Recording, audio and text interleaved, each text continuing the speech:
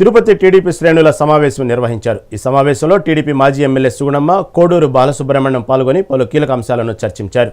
Postal బ్యాలెట్ను manipulate చేసి 2019 ఎన్నికల్లో Karunakar Reddy MLA అయ్యారని వారు ఆరోపించారు. 2024 ఎన్నికల్లో జనసేన గెలుపుకు టీడీపీ కేడర్ తీవ్రంగా కృషి చేసిందన్నారు. వైసీపీ ప్రభుత్వమే ఫేక్ న్యూస్ ప్రభుత్వమని, గంగమ్మ దేవాలయాన్ని భ్రష్టు పట్టించిన వ్యక్తి భూమన కరుణాకర్ రెడ్డి అని వారు తీవ్రస్థాయిలో ఆరోపించారు. టీడీపీ తిరుపతిలో బలంగా ఉందని, జిల్లా పార్టీ ఇన్ఛార్జి సుగుణమ్మ నాయకత్వంలో తాము అందరం కలిసి నడుస్తున్నామని కోడూరు బాలసుబ్రహ్మణ్యం అన్నారు. తెలుగుదేశం పార్టీలో అలాంటిది జరగలేదు. ఏమన్నా ఉంటే కూడా మా అధిష్టానం మేడం గారు అధిష్టానం దృష్టికి తీసుకెళ్తారు. మాకు ఈ వైసీపీ వాళ్ళు ఈ ప్రచారం చేసినారని తెలిసింది. వాళ్ళపైన యాక్షన్ తీసుకోమని చెప్పాము. అదేవిధంగా ఇంగమీట అంటే తెలుగుదేశం కూటమిలో ఏ డిసిషన్ తీసుకున్నా కూడా ఇన్ఛార్జ్ గారు పార్టీ ఆఫీస్ నుంచే డిసిషన్ పంపడం జరుగుతుంది. దిగజార్చాలనే ప్రయత్నం కొంతమంది చేసి ఉంటారు. మేమేమనుకుంటామంటే వైసీపీ నాయకులు ఆ పని చేశారు, దానివల్ల మా ప్రతిష్టని దిగజారిస్తే క్యాడర్ దిగజారుతుందనే ఆలోచనలో వాళ్ళు ఉండారు. కానీ క్యాడరు ఎప్పుడైతే క్రైసిస్ వస్తుందో అప్పుడు ఒకటవుతుంది.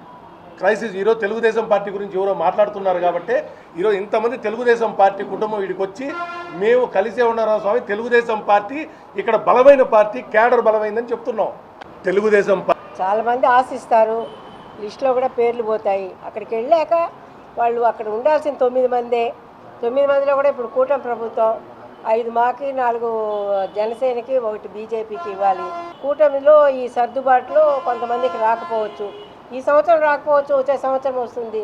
దాంట్లో అప్పుడు బాధపడతారు, మళ్ళీ సర్దుకుంటారు, మళ్ళీ పదవి వచ్చినప్పుడు సంతోషిస్తారు, పదవి రానప్పుడు బాధపడతారు. ఇదంతా సహజమే కదా, దాంట్లో ఏముంది. వాళ్ళు ఈఓ గారు వాళ్ళు ఇవ్వాలి. Department has to invite me.